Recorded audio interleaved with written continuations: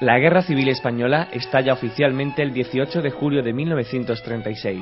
En Málaga fracasa el intento golpista y fascista al gobierno legalmente constituido de la República. Así pues, la provincia queda en manos de la República.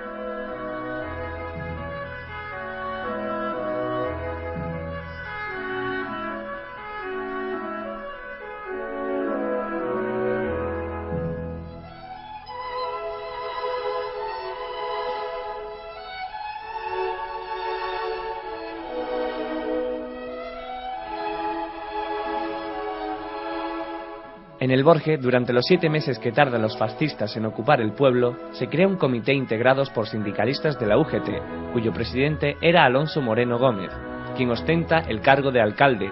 Este comité crearía un economato en la iglesia. La entrada de las tropas franquistas a Málaga tiene lugar el 7 de febrero de 1937, en Vélez y en el Borge un día después. La llegada de los falangistas y Guardia Civil al servicio del fascismo originó terror y miedo en la mayoría de los vecinos del Borge. Muchos de ellos se escondieron en el campo, otros huyeron hacia Torre del Mar para coger la carretera de Almería. Entre ellos, los que huyen por la carretera de Almería, se encuentran Salvador Recio Vallejo, que tenía 5 años, que junto a su madre y su padre llegaron hasta Motril.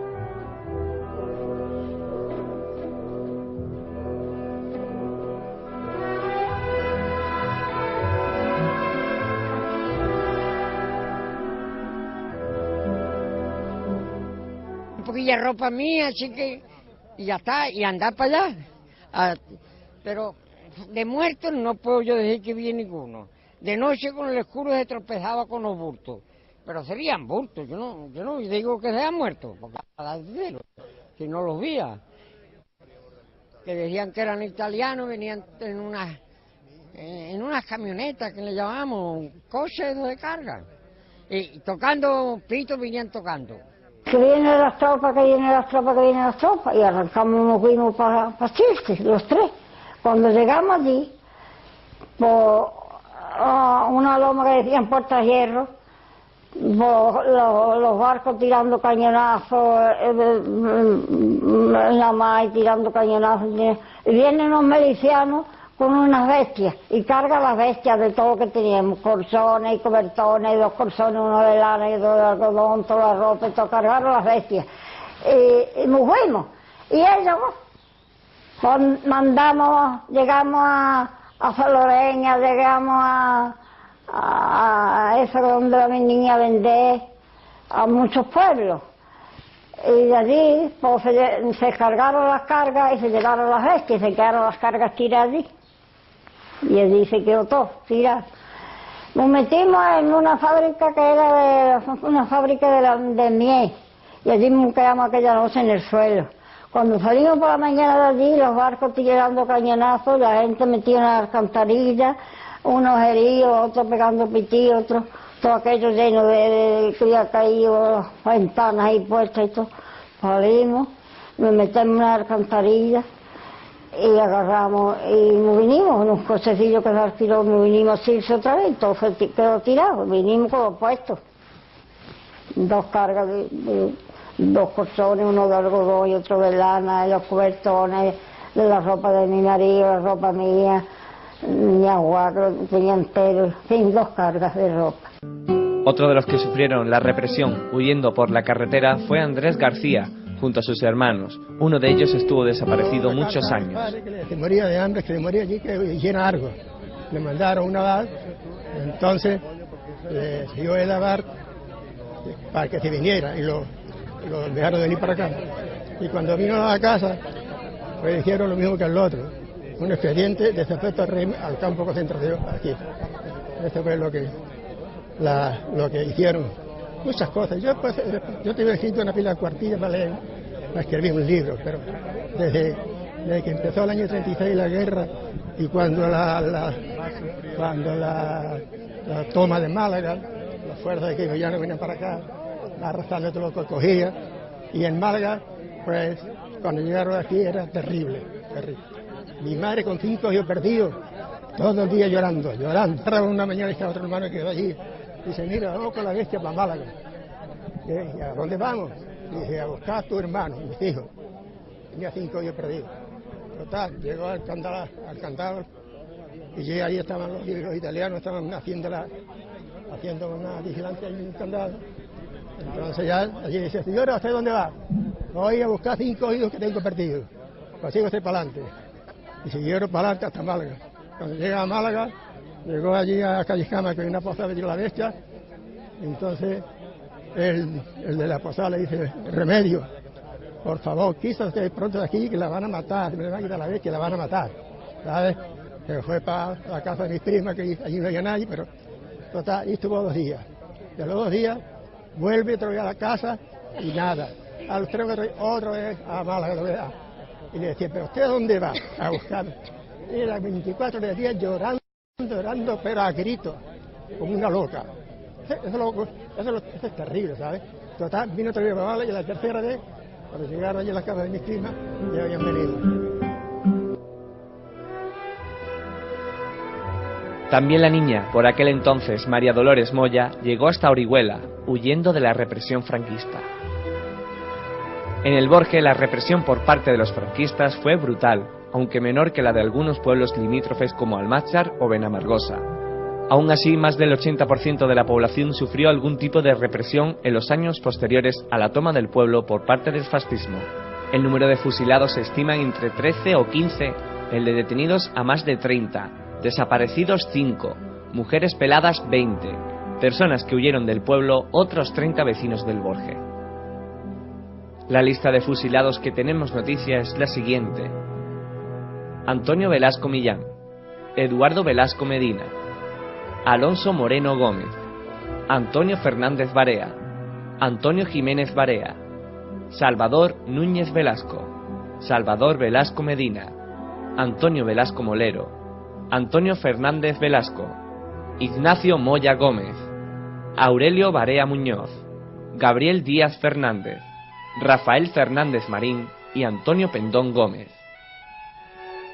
El primer alborjeño fusilado por la dictadura franquista fue Antonio Velasco Millán, el día 16 de febrero de 1937. El 2 de marzo asesinaron a Eduardo Velasco. El 6 de marzo fusilaron a 7 vecinos del Borje. Antonio Jiménez Barea fue fusilado el 24 de julio, y el último republicano del Borje en ser asesinado fue Antonio Pendón Gómez, en el año 1943. En cuanto a los presos que estamos investigando, se encuentran José Fernández Vallejo, Antonio Alba Barea,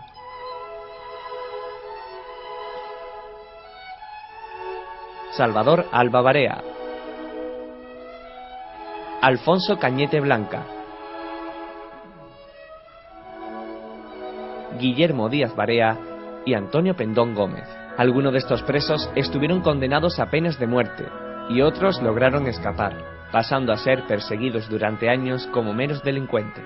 Entre el grupo de mujeres que fueron castigadas, obligadas a trabajos y peladas para el escarnio y vergüenza en el pueblo se encontraban María Robles, Candelaria Pendón, Encarnación Fernández Gómez, Victoria Medina Alarcón, María Molero, María Muñoz Marín. También desaparecieron varias personas que jamás se supo de ellas. Entre ellas están Francisco Fernández Marín, hermano de José Fernández Marín, y Antonio Velasco Arias. Y pasó mucho, ¿no? Mi abuela, la madre de mi padre, cuando mataron a mi padre, porque mi padre traía a mi abuela a locura con ella, con él, porque la finquilla de la Fuente Lavá, pues se la tenía dejada a mi padre y a mi madre. Y como mi tía Molinera, yo digo, era también hija, pues no estaban tampoco como ella quería que le fuera dado. Total, que cuando mi abuela se murió, mi padre lo mataron, cesó a la Fuente del Cuerno ella. A la Fuente del Cuerno, y la sacaron viva de casualidad, y al año se murió ella. Que yo no llegué a conocerla, la pobre. En el año 36 vino al mundo esta mujer. Sirvió de mucha alegría porque deseada fue. Pero tuve la desgracia de que huérfano quedamos, de aquella maldita guerra que a mi padre me mataron. Quedé huérfana y enferma, siempre estaba llorando. Maldita sea la guerra, mi madre siempre decía, se llevaron de mi vera al hombre que más quería. Mi madre salió adelante para sacarnos a los 3, pues yo tengo 2 hermanos que antes no mencioné. Mi madre salía al campo con un canasto a pedir. Cuando venía a la noche no había donde dormir. La Rosario Cobalea yo nunca la olvidaré. Me llamaban todos los días para darme de comer. Cuando salía a pedir, yo me quedaba encerrada, esperando que viniera con un trocito de pan.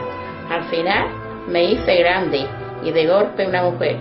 He pasado mucha hambre, pero aquí estoy, ya lo ves. Llegó la hora de casarme y también me casé, con 2 sillas y una cama y una mesa para comer. He criado 8 hijos con fatiga y trabajo, dándole gracias a Dios que ya los tengo casados, criados. He puesto 6 en su casa, todavía me quedan 2. Pues que hagan lo que quiera y lo que esté de Dios. Por eso este año a la escuela quiero ir, para aprender un poquito lo que antes no aprendí. Me echaron 23 días, estuvimos blanqueando la iglesia, los nacionales. Entonces fue cuando nos quedaron. Tuvimos 23 días echando caen agua y pegándola, que los brazos nos se quemaron todos. Habíamos 18. 18 mujeres. Sí. ¿Y esas todas las pelaron? A unas sí, a otras no. Porque ahí decía que había empeño. Que si alguno de esos que yo te he dicho que eran ricos, tenían empeñillo con el otro más gordo, pues pelaron a la Nevaíta, que está en Gloria, pelaron a la María la Pitonia, pelaron a la María Cristo, que tú sabrás quién es. Sí, sí. De Pampilla, la mujer a la suegra, pelaron a la madre y a la hija. ¿Y qué pelaron más? A la Vitorilla Chico, que también en aquel tiempo. ¿Y quién más? A la Chatica. A mi hermana la mayor, a mi hermana María no, ni a mi madre tampoco la. ¿Tu madre Candelaria, que no es madre? ¿Y a quién más? No me acuerdo de las otras. Por eso es rojo. Sí, pero por lo menos... Fuimos 18 nos pelaron, a 17 a 18 nos pelaron. ¿Y por qué la pelaron usted? Por nada. Pero algo que le dijeron. Yo no, nosotros llegamos allí y estaba Rafael Canelo, que era muy socialista en aquel tiempo. Bueno, y después ha seguido el hombre también. Y nosotros llegamos, como avisaron que fuéramos a la... ¿Lo diré? A la barbería. No, a la puerta de Vaca y en alto la plaza. De la puerta arriba. Y allí estaba Rafael Canelo. Y cuando murió de entrar todavía, que no sabíamos lo que íbamos, pues el hombre se rió a llorar. Y entonces yo hablaba más que las otras. Y digo, pero Rafael, ¿por qué lloras tanto, hombre? ¿Por qué lloras? ¿Qué te ha pasado? Dice, nada, Victoria, no te lo cuento. Y entonces fue cuando ya Juan Dieguito y Modesto estaban allí presentes los dos. Y entonces dijeron, pues van a pelar. Digo, oye, ¿a pelar por qué? ¿Qué hemos hecho nosotros? Le dije yo a Juan Dieguito y a Modesto. Nada, cállate. Os vamos a pelar. Digo, bueno, pues mira, la que es guapa, lo mismo es con pelo que sin pelo. Dice, bueno, a favor de callarte, me callaron 2 o 3 veces. Yo dije, hombre, como yo no encuentro motivo para que ustedes me peleen, porque yo no he hecho daño a nadie, y que yo lo que he hecho mucho y bueno, porque yo iba a coger aceituna. Callaron, pues vamos a dar aceite al vecino.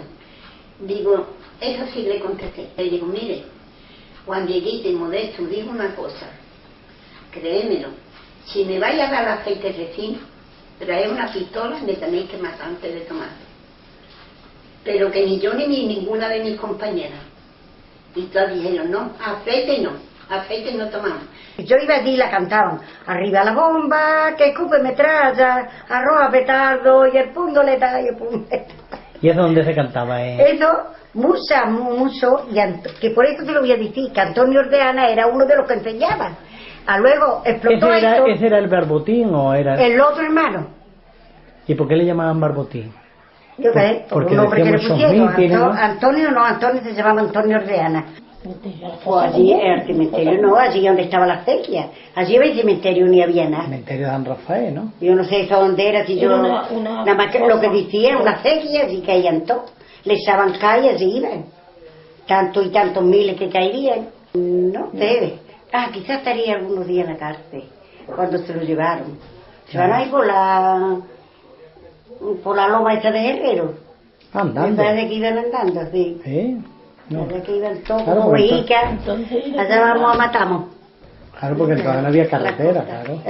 Entonces no había carretera todavía. No, claro. yo qué sé, por ahí fueron. Sí, ¿no? No, las criaturas. No, ¿Qué? no. En Cuella. Cuella. En Cuella estuvo años. Es que él vino ya, estuvo unos cuantos años. ¿verdad? Yo me acuerdo de Cuella, de mi abuelo. Esta luna y las estrellas, verán, pasaran por Cuella, no sé qué, verán los tejados, están mis encerrados, y la vieja formaba allí en la Cuella. Yo, Pero Cuella de dónde es? de Burgos, o De Huesca. por ahí es. De Huesca, ¿eh? No, Por ahí arriba, Pero que en Cuella estuve una pila de años. En Cuella. El padre Bernabé, yo no sé. Por ahí por el norte estuvo. También estuvo una pila de años. El padre Bernabé estuvo jugando conmigo unos cuantos años y me contó muchas cosillas, muchas. Claro, De la había parte uno- de los partes. El padre Bernabé, yo sé más que el lío. Sí, como el duele el hipo, se quitó en medio, ordenó, por ahí, tenía medio. Desde aquí a esta gente, don Antonio y compañía, ala, les han matado larguito. Un larguito con pena de muerte. Él le decía el larguito. Es que luego, Jacinto apareció y entonces ya, hombre, ya es que no quedaban más cojones y me acusan a mí. Estoy en la cárcel porque te he matado y tú te presentas aquí, pues no quedan más cojones. Si no se presenta no la salva ni bueno, no le tenían ganas. Él quería ver. A él le pasó como la novela Hombre, sí, pero pudo salvar porque él hizo también todo lo posible por demostrar que el otro estaba vivo. Porque esta gente no, a ella le vino de no, si está vivo hay que hombre, ya cambió un poco la cosa. Si no, así va a ver y ya dijeron, esto no vamos a ocultar más tiempo, no va a estar. Claro. No porque ellos daban el brazo a torcer, estaba vivo, pero sin embargo seguían. Sí. Era como el crimen de Cuenca. Una cosa parecida. Algo parecido, pues ya está, pero. Una cosa parecida. Aquí una vez, cuando en régimen entraba, estábamos ahí en el kiosco. Crimen cualquiera. Hablando, estaba Arcanito Rabanés, había 4 o 5 balajistas viejos ahí. El señorito pareció vivo. Y venía Arias Navarro en una revista y empezaron a decir que sí, también delito de madre, que de aquí, que de allí. Y yo no lo aguanté de decir, es cierto. Pero iban condenados de aquí. Eso lo condenaba tú y tú y tú, que lo buscabais por los ardales. Arias Navarro no vino aquí por nadie. Ahora, el borrego que llega al matadero lo ha vendido su dueño para que lo mate. Punto. De modo que no sale toda la culpa a él. Que es de cuando llegaba allí un escrito diciendo que yo había matado a 14, el tío firmaba la pena de muerte para mí. Sí. Pero no era él quien me condenaba, había sido vosotros. Y hermano todavía de la madre. Algo como por un lado de entonearlo y haber tenido justo viejo todavía el hombre. Empezando así, no sé, pero es verdad, me cago en Dios. De la verdad, Arias Navarro no vino aquí por nadie. Que sí, que firmó mucha sentencia de muerte, de acuerdo, pero iba sentenciado aquí. Si tú mandas un toro al matadero, ¿a qué lo mandas? ¿A que lo maten? Lo que tendría, pero yo me acuerdo cuando lo metieron en la casa del pueblo, lo metieron cuando lo metieron en Almaza. La Almaza fue para Vélez, porque lo cogieron en la casa de que está por delante de la de Velasco, una casa que hay que ahora en Las Elitas. Pues allí lo cogieron y se lo llevaron para Vélez. Me acuerdo yo que estaba en una cola porque dio el silbatazo Pepe Menso, ya que ya no se fue allí. Y mi madre, la pobre, lo tenía bajo el corzón. Y entonces presentó una patrulla que pillaba toda la calle arriba, y la patrulla esa lo levantó a fuerza de cañonazo. Metía, yo me acuerdo, yo era así que pero me acuerdo, metía la escopeta por bajo el corzón hasta que lo sacó. Y ya se lo llevaron, mi abuela zapatera, no lloraba nada, ay, corro que pitillo en la calle, te digo las cosas horrorosas que se ponían en la calle. Y entonces ya se lo llevaron, y de allí se lo llevaron a Farmacia. De allí se lo llevaron a Farmacia, y del otro lado se lo llevaron para Vélez. Y allí ya de Vélez ya se lo llevaron a Málaga. Y en Málaga estuvo 4 años. Y a luego los demás lo cumplió en Barcelona. Y a luego lo que estuvo corriendo por ahí, que estuvo corriendo otros 4 años por este punto aquí entero, y vio muerto, se metía en el cementerio. No estuvo corriendo más de 1 año por todos lados. No dejo de con cara, te digo, está en el cementerio. Y una noche dice que iba una patrulla de civiles y se metió y el marido de Encarnación abajo de que también corría en aquel entonces. El marido de Encarnación, el largo. Y también se metieron abajo de una bulaga de esa, una tarama muy grandísima, y le escondieron los dos, pasaron los civiles por la vera, y era por aquí no está, pero después le metieron fuego a ellos cuando salieron ellos le metieron fuego a aquello. Entonces, pues cuando ya se puso grandecico, lo llevaba por los caminos a la Cuesta Quiró y la Arroyo Totalá, mi abuela, la madre y mi madre, en brazos. Un rato uno, otro rato otra. Mi padre no podía venir más ir por la reja. Tocarle así por la reja, lo vi nada más, lo conoció por la reja. Y ya a poco tiempo, no sé qué tiempo, también se le murió la niña, estaba mi padre en la cárcel también. La niña con 6 años. Y ella y mi abuela fueron a verle porque no había médico aquí ni había de nada. Y en Vélez murió.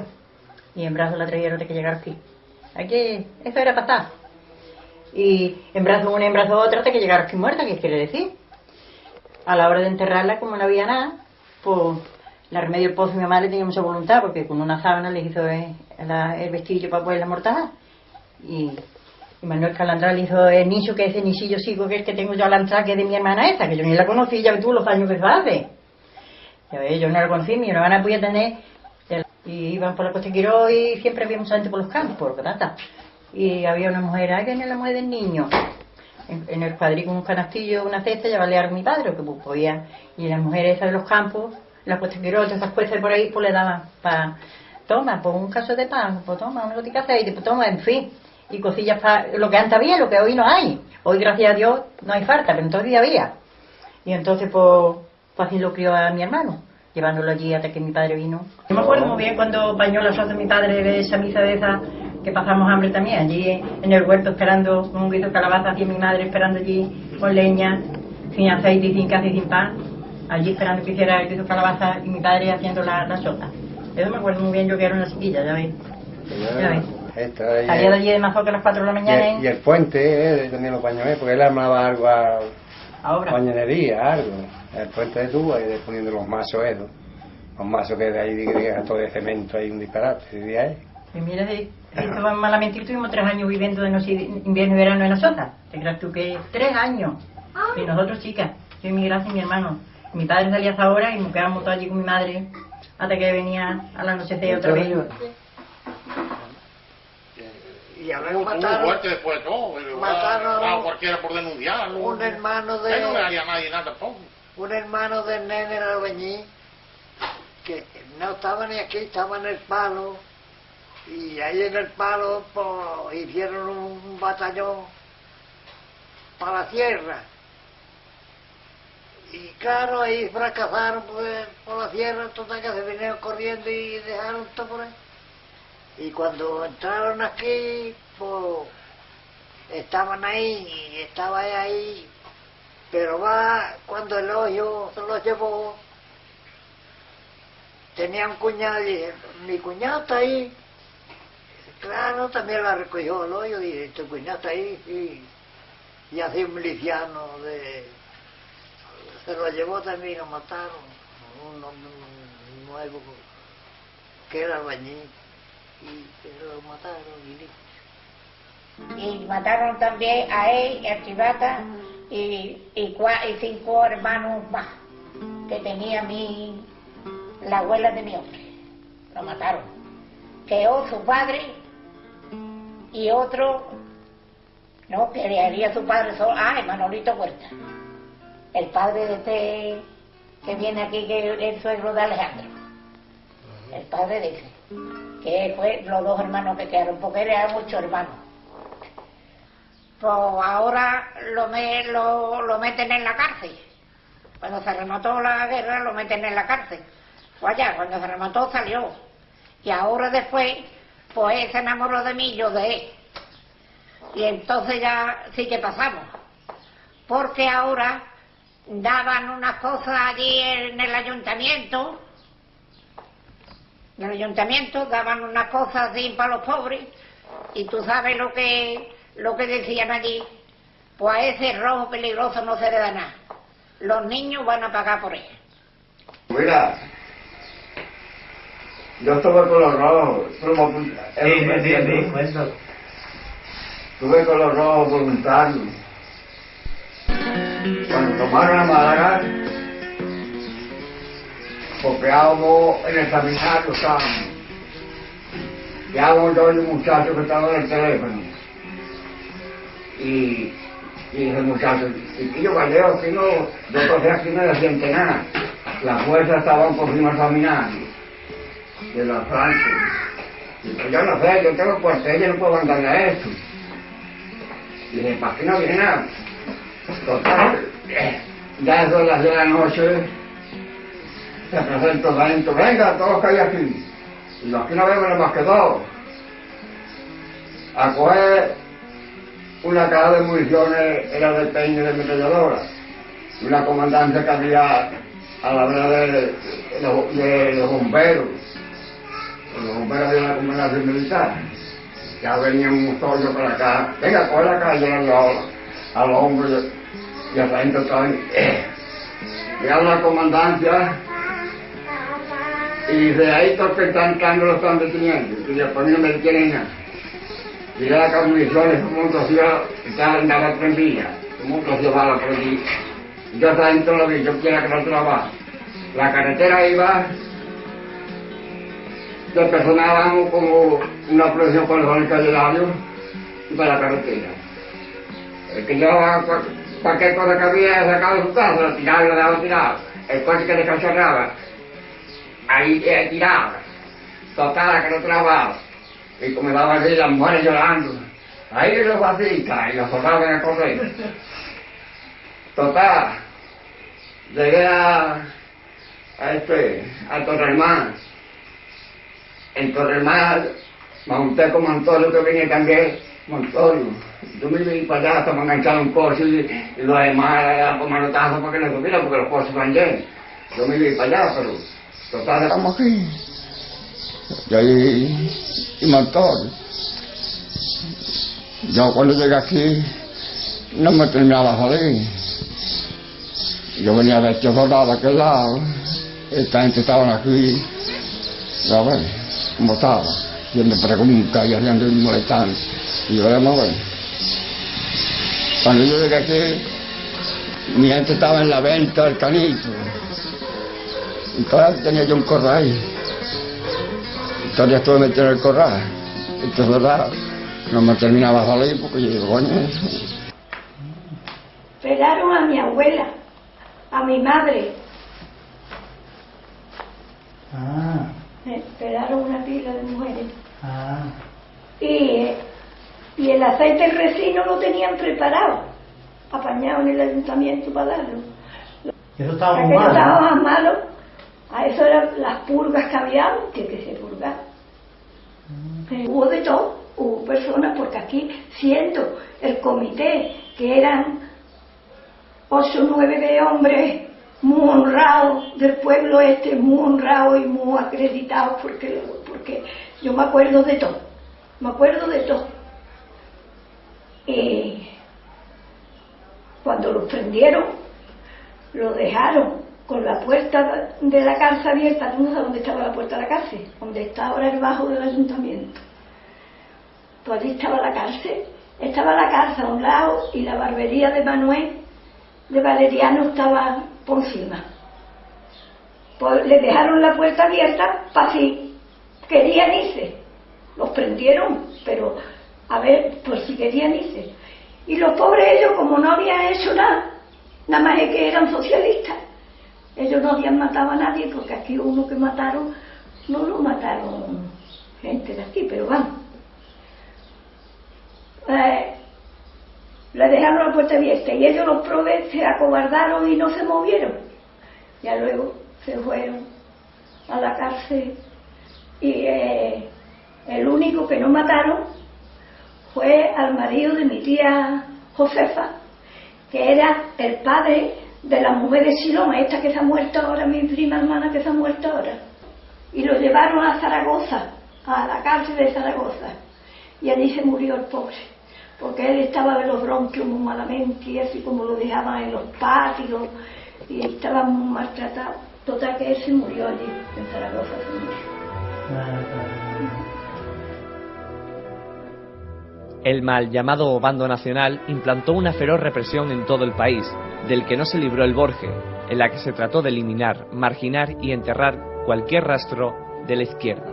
Se trató de la aniquilación de vidas inocentes, hombres en su mayoría pobres jornaleros que su único delito fue defender la República y el gobierno legalmente constituido. Durante 40 años un manto de terror se dejó caer por el Borge, sufriendo en silencio las viudas de estos buenos hombres. Pero después de más de 30 años aún no se ha hecho justicia, con ellos y sus familiares. Es hora de que ni un solo nombre de los que sufrieron la represión franquista quede en el anonimato.